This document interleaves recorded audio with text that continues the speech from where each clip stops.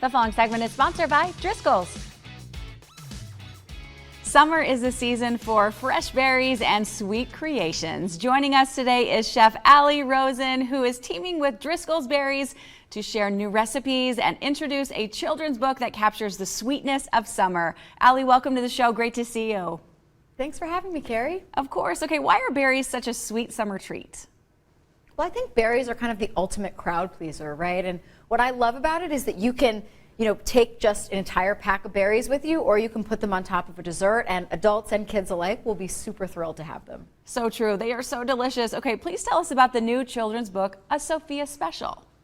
Yeah, so A Sophia Special tells the story of a young girl and her messy, just totally difficult mountain of a day, and she turns it around with the help of her father and a delicious berry sundae. So if you have little kids and you want to teach them about resilience and sharing, and of course like a love of berries, I think A Sophia Special is such a great book for little kids. Oh, and what else would you say makes this berry book so special?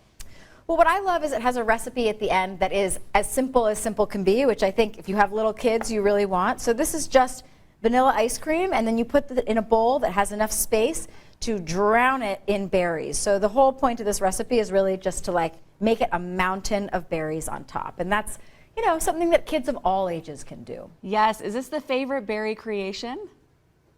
Yeah, but I have so many things that you can do with berries for the summer. One of the things that I love is this berry trifle, where you just take ladyfingers, you soak them in a puree of strawberry, and then you add, berries, mascarpone, and the ladyfingers, and stack them up until you get this beautiful trifle. And what I love about it is it looks really complicated, right? But it's just as simple as stacking some things, which is sort of the vibe we all need for summer, right? Like simplicity and beauty. Yes. Ooh, it is so pretty. Okay, please give us some other berry-inspired recipes.